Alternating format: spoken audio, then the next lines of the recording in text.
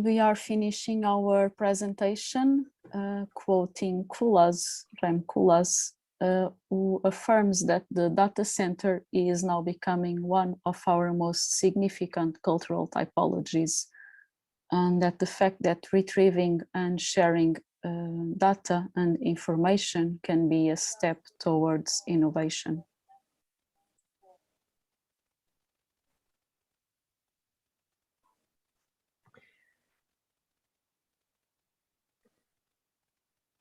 Okay.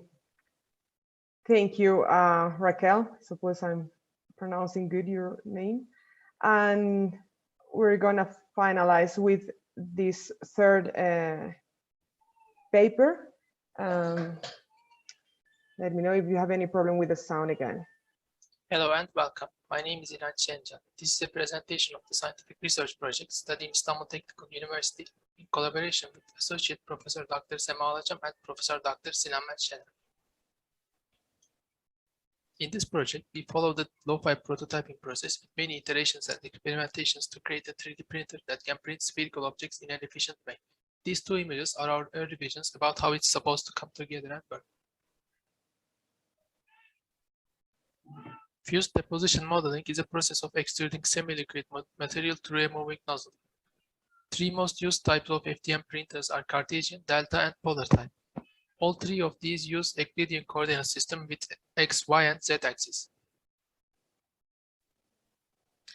In FDM printing, slicing is the process of generating G-code from a 3D model to be used by 3D printers. Standard slicing softwares use a planar slicing method, which slices the 3D model in Z direction. 3D printers use that information to print the model from bottom to top layer. Since the printhead only moves in X and Y direction while printing a layer and only moves in Z direction while changing layers, sometimes this process is referred as 2.5D printing instead of 3D printing. While this process works for printing geometries with flat surfaces most of the time, when it comes to curved surfaces, it has problems like geometric accuracy, structural uniformity, or printability in general. There are innovative approaches that change the way a 3D printer works. Here are some examples. The one on the left is a 3D printer with a cylindrical print bed. In the middle, the Z-axis of the 3D printer is tilted 45 degrees, so Y-axis becomes infinite. And the right one is a 3D printing mechanism attached onto a robotic arm, which is doing non-planar 3D printing. A sphere is one of the most challenging geometries for standard FDM printers to print. To design a 3D printer for that task, we decided to modify how a 3D printer works mechanically. As first step, we changed X and Y axis of the 3D printer from a linear motion to radial motion. We came up with three different movement mechanisms, each with their advantages and disadvantages. The middle one is mechanically demanding and the right one involves tilting the hot end module. And since the left one is more similar to our early ideas, we decided to improve on that alternative.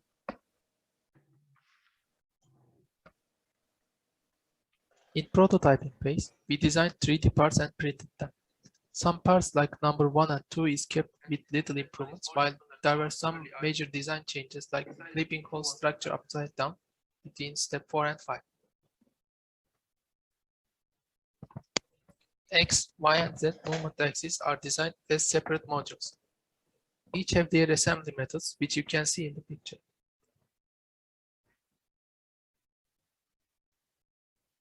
Even though the basic logic of how a 3D printer works mechanically stayed similar, we realized that standard slicing methods wouldn't work correctly for our spherical 3D printed prototype.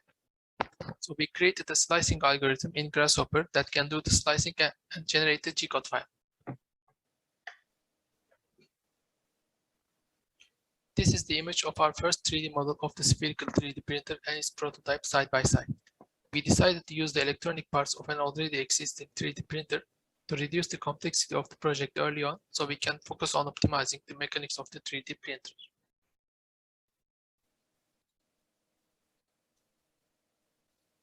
Next step for us was to test all mechanic parts. First test was to see if the distance between the nozzle and the print surface is consistent through all X and Y coordinates. To get a successful 3D print, this distance has to be equal at all XY coordinates at the same Z height. However, Since the stability of the frame wasn't good enough and the print bed didn't have a calibration system implemented on it, the distances weren't consistent. On the other hand, Z-axis worked without problems.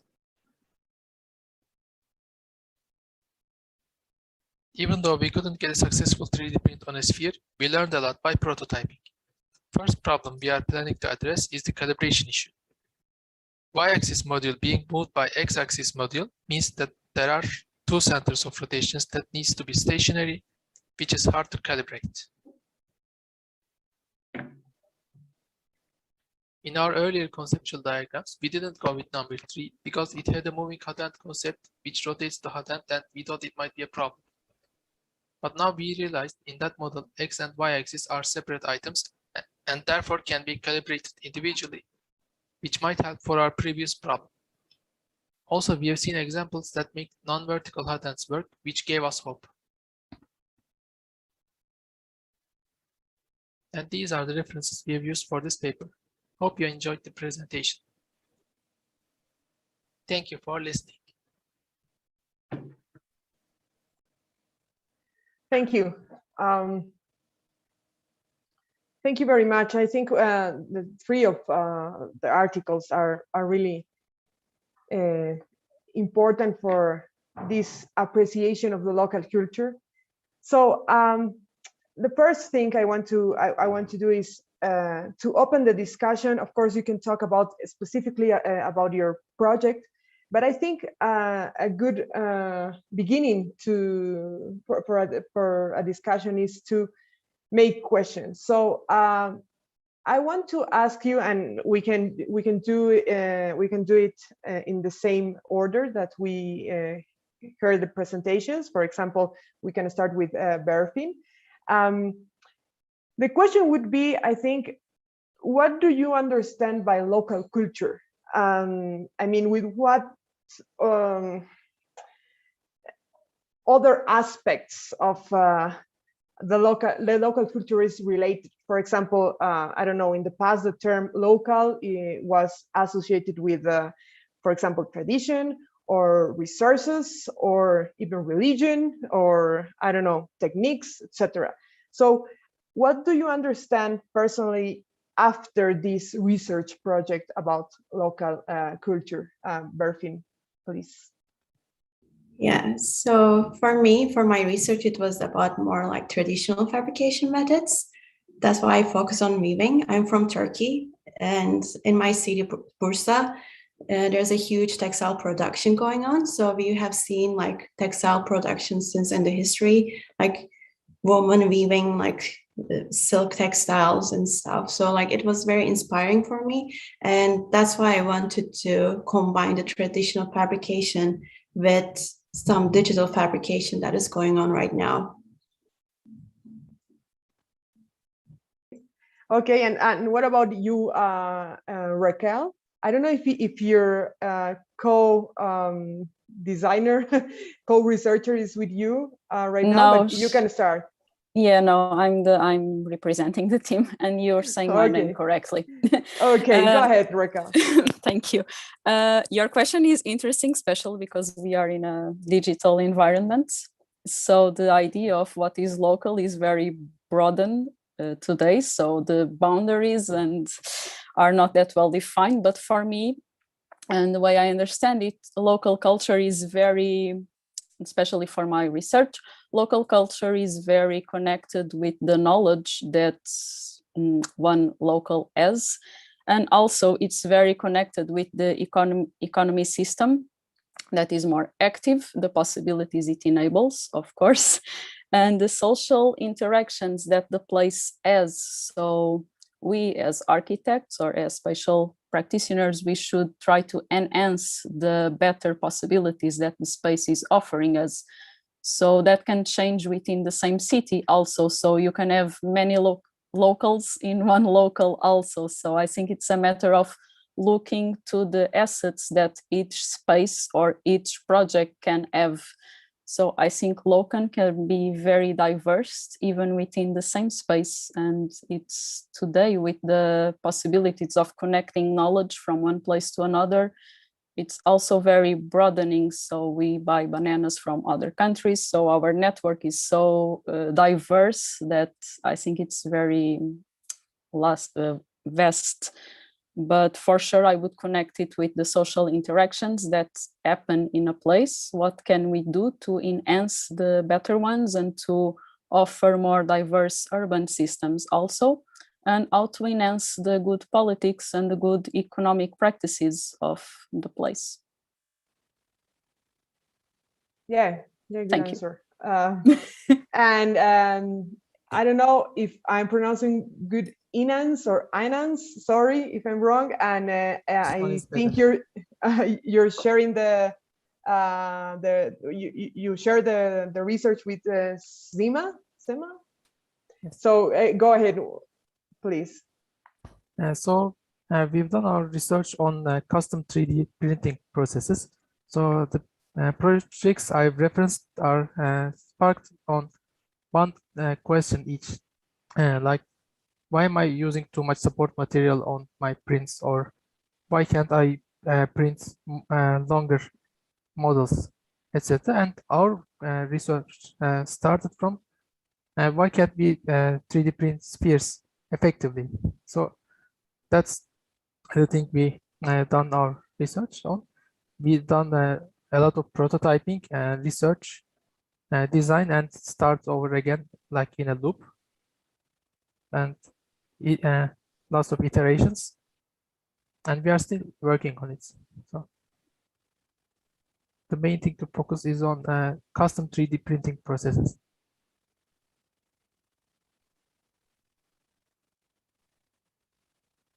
Sema, do you want to say something about their project and the question that I was making? Thank you for the questions. Maybe what I would add is dealing with some specific questions and the need for designing new tools for emerging new problems might be the relation to the searching for locality. So apart from using standard tools, maybe generating new problems, and as well as looking for design solutions for them, and looking for specific solutions for those problems might be the, let's say, local part of this project. Thank you. Okay, thank you. Yeah, it's really interesting. I think based on what Raquel was saying, and based on the projects, that even when we say local, we are thinking about a really broad concept now. And for example, I think we are in a moment that the term local is really blurred, because the project of Inans and Sema is about work with printers, with tools, and that's if you want to look in a really specific way of locality, that's not local because the resources are from other countries, of course, for example. And that happens with the rest of projects that we can look in the, for example, in this timeline that I don't know what I think was Raquel that was showing this timeline when we just start with projects 10 years ago about using these local materials. For example, the silk pavilion, for example, was a really important project, but was that local architecture? And that's a good discussion to have. So Pablo, I don't know if you want to say something right now, or if you want to share that video with us. I can share it No, yeah, from sure, here? sure. First of all, thanks, guys, for the awesome work. It's very insightful in so many ways. I think this question of locality is something that is present in the current research field for most of the design groups in the world, I would say. In that sense, I guess it would be good if we can widen the a little bit the discussion, and for that we have prepared just a couple of images as a as a teaser for you guys, helping us to, I don't know, trying to draft a little bit what would be the concerns about locality in the contemporary times, right? I don't know if you have this couple of images. Sure. Bibi, can you share them? Let me share this. So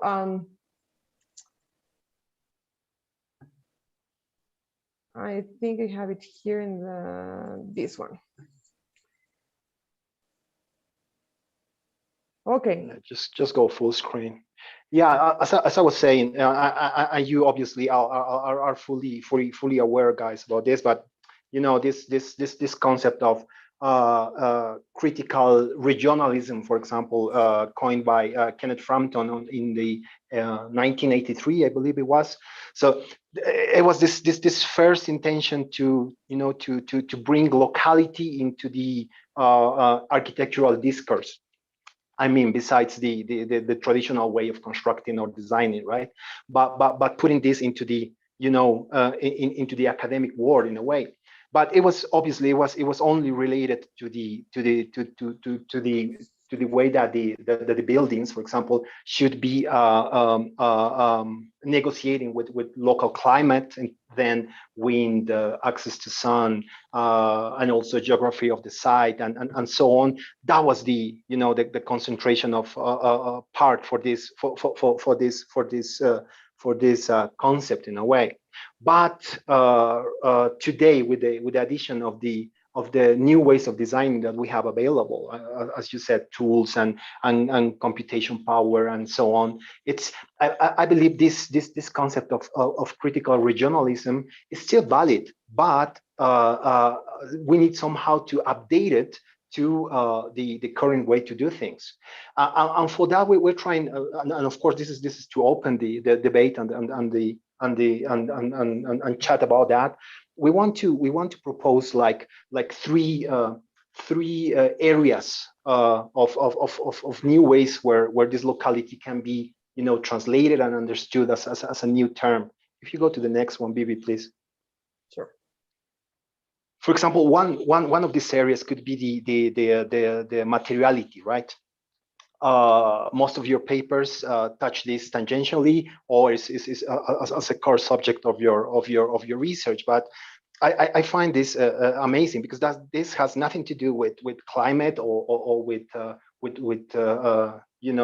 site or anything like that, but the materiality itself. The picture on the left is from the south of Iraq. So it's how this people has been building houses and stuff since long time ago, and it's part of their tradition. But they are using this material behavior to create these fantastic and optimized structures. In this case, is optimize it for bending, so it's elastic, responsive structures. But that's like built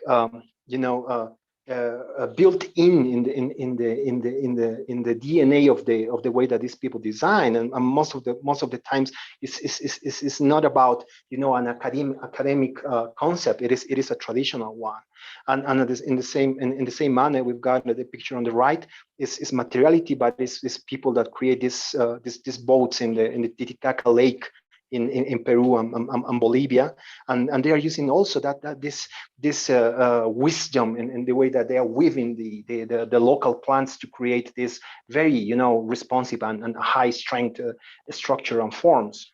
So that's one realm in a way that would be fantastic if you guys can help us to elaborate the materiality. So can you go to the next one? And another fascinating example, and this is from an Uruguayan engineer and an architect, Eladio Dieste, and he's been constructing these magnificent buildings, using very traditional methods of construction. So in a way, this area could be called construction methods or something like that.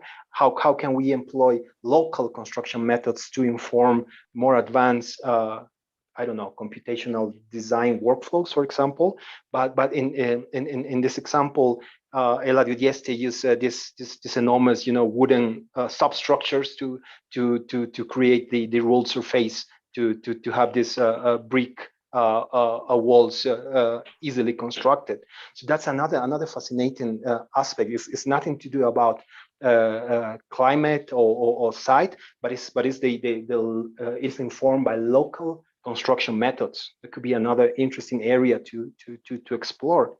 And finally, can you go to the final slide, Bibi, please?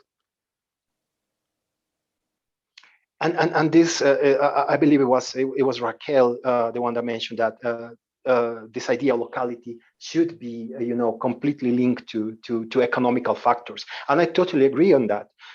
This picture, for example, shows this is in Togo in Africa, but it's how the local people there are appropriating, in this case is e-waste. So all the waste that we create with electronics, and are creating 3D printers using that waste. So it's just that intention is creating this whole ecosystem about, how can we recycle technological parts and creating something new that of course at the end could be applied for designing. So this is more about, an area of economics and how can that action can be, introduced as an informant for the way that we're using computers now, for example. I don't know if you get the intention with these areas, but it will be amazing to hear about your thoughts about that, guys.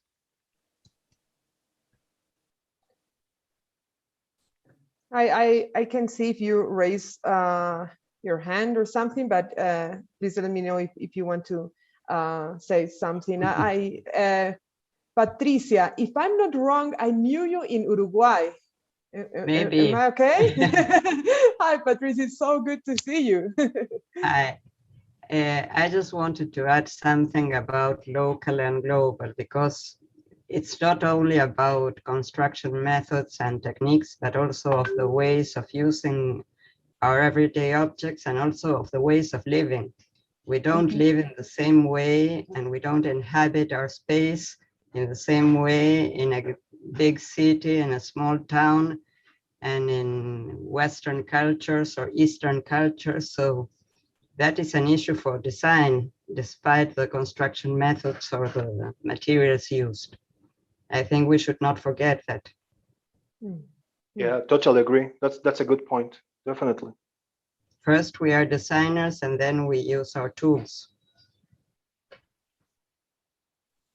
Yeah, I mean that couple of images is just, they are just meant to be like initiators of new possibilities, but of course it's incomplete by all means. So yeah, of course that needs to be populated with more areas. I totally agree with you. Yeah, definitely. But also with our standard technological methods, we can introduce the ways of using our objects locally. It's not the same the way we go for a coffee in one country or in the other. Agreed. And the set of objects that are involved are different. Raquel is just... Raquel, yeah. Sorry. Yeah, so yeah, of course, the everything is in flow, so everything is related, but the images and what Pablo said, and then it was complemented. It also, I think we can join another topic here, that it's the collective intelligence. So for example, each locality is also very connected with the specific opportunity that the place offers, its uniqueness. like it's different to go for a coffee in a country or in another. Yeah. And so there are lots of specificities that can be regarded when we look to a local or to a specific challenge that a project can bring us. And the question of the materiality, and especially connected with the traditional knowledge, I think it's very interesting because the traditional knowledge and the traditional techniques to build are very connected with economy, saving materials and also saving effort. So we are not going to do something super crazy just because people are trying to restrain from wasting energy, being it gathering materials or moving, of course. So there is a efficiency that is very connected with the way we use our resources.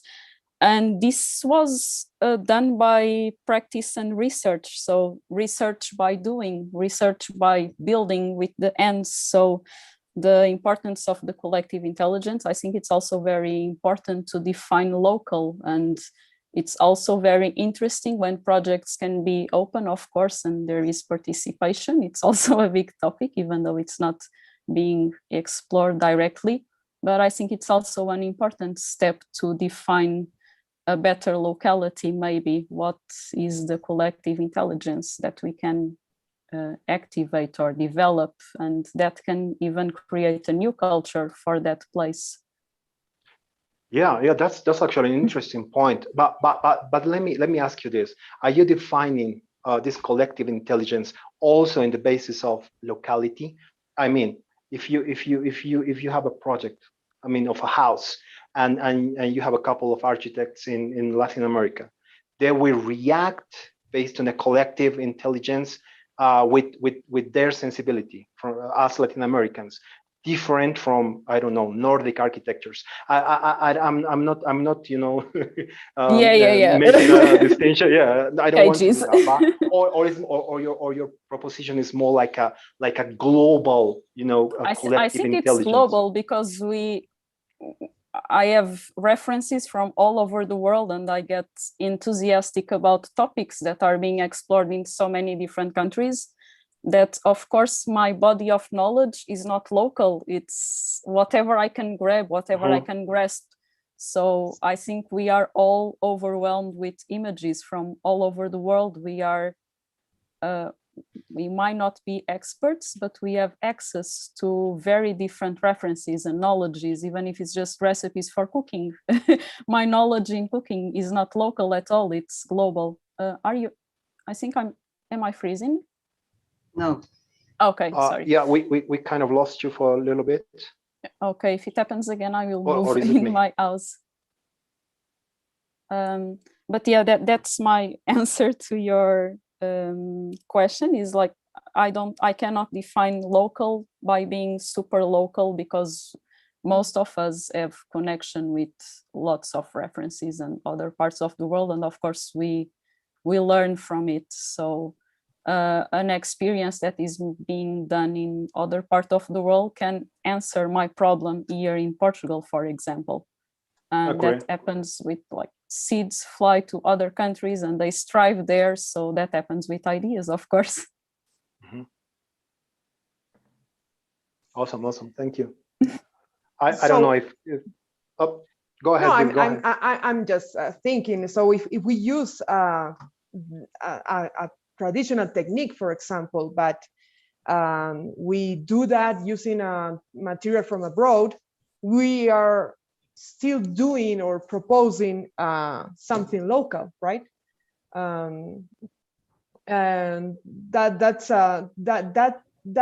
that means a challenge in some places. And I agree with Patricia in the sense that it's not the same do these innovative projects in one place and if you compare with other countries. But I think that's the question. That's the challenge that we have in this kind of papers and articles and research projects that we're doing. We need to relate the local with the rest of the world. Otherwise, we are just going into a bubble, and we are not looking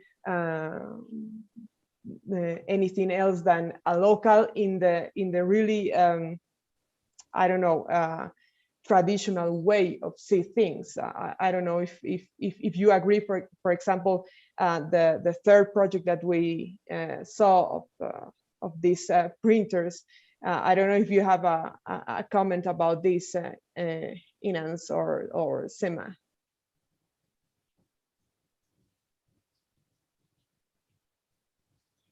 I might have a comment about the locality as we are discussing about it. When I thought about it again, the locality is more of like a personalization idea for me, because we are personalizing everything, like computers and digital fabrication tools, like from the industrial level to personal level.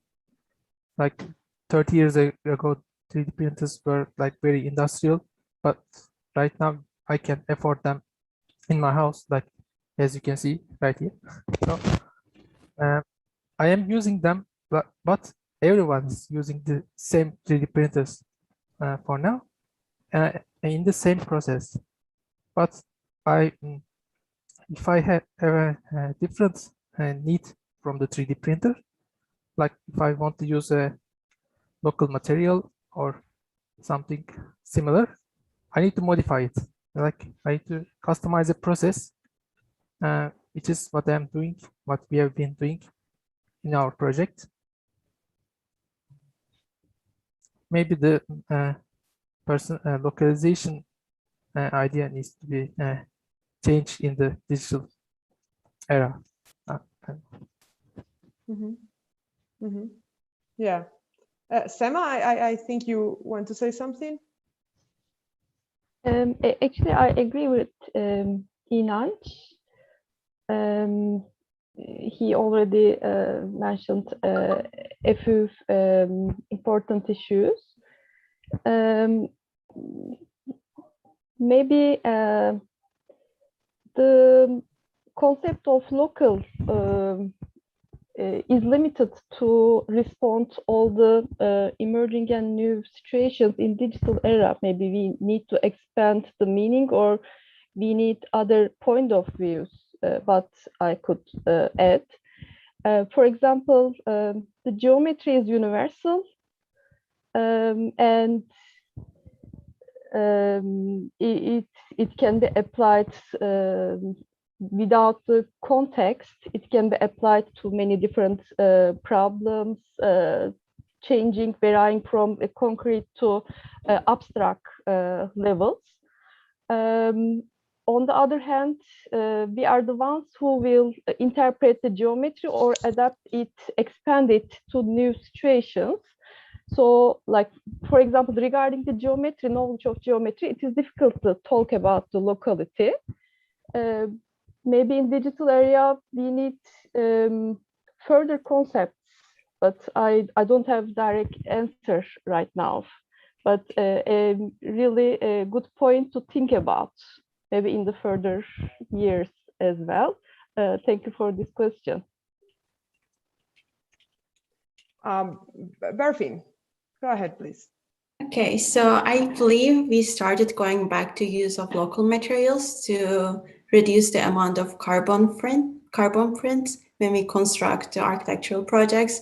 And even though like there are some projects, for example, there are some American companies that they have projects in China, but they cooperate with local architecture firm to understand the local context and local materials. And I know like this one project that is conducted by David Correa's company. They designed this like bamboo woven canopy. Even though they're not from that area, they went to the site and they learned about the local architecture, and they learned about the local construction methods and the materials.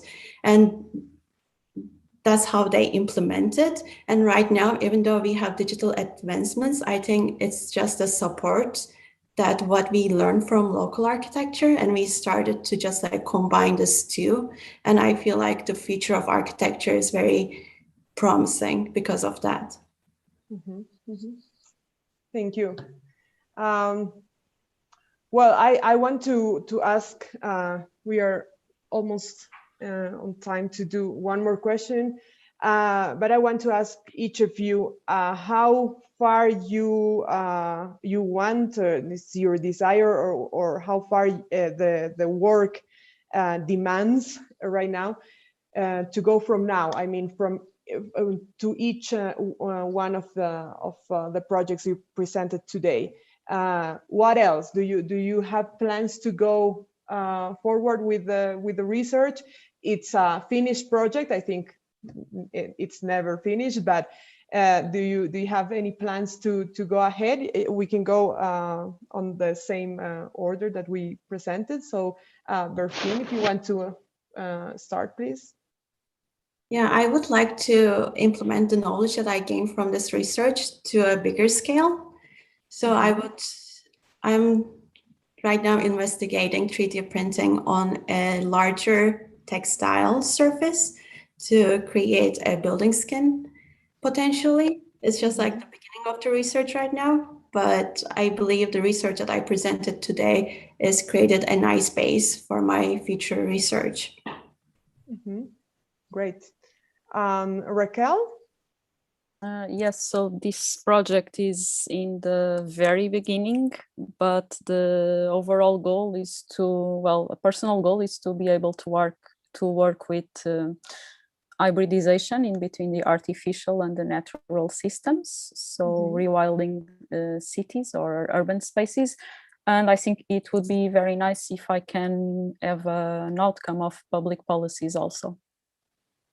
So that's the yeah. Great. And how is it possible to do it in a really, I don't know, clear way? I mean, do you know how to deal with this political and economics and the rest of the, I mean, what is not design, you know, and that's not pure design, but it's really interesting and necessary.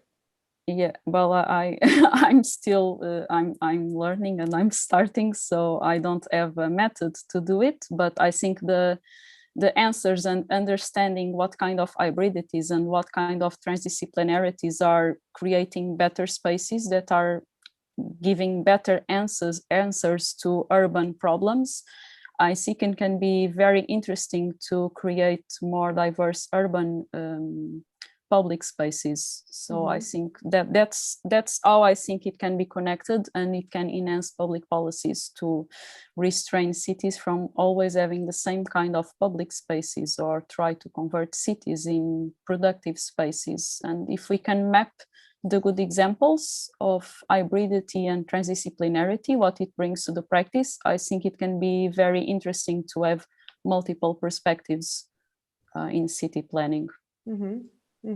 Okay, thank you. Sema or Inens? In the end of my presentation, I've shown an alternative prototype which we are working on. Our first goal is to finish the sphere printing prototype and make it work. Then we work on other scenarios, like this is a tool design prototype. So like other scenarios, double curved surfaces, for example, maybe design a tool for that and other scenarios. Pablo, I don't know if you're there. I can see you. Maybe you're not. Yeah, right yeah. now? No. Okay. Okay. I think we are you know, near to the we need to hand it over to the next team. But yeah, as I said, very interesting topics that arise from this one word, you know, local culture. I believe there is room, a lot of room for investigation and research and all the, you know, future research areas that the presenters mentioned they sound promising. So yeah, hope to see every one of you guys presenting again next year and new conclusions and new areas. Yeah, thank you, Pablo. I want to thanks you all. The congratulations for your projects.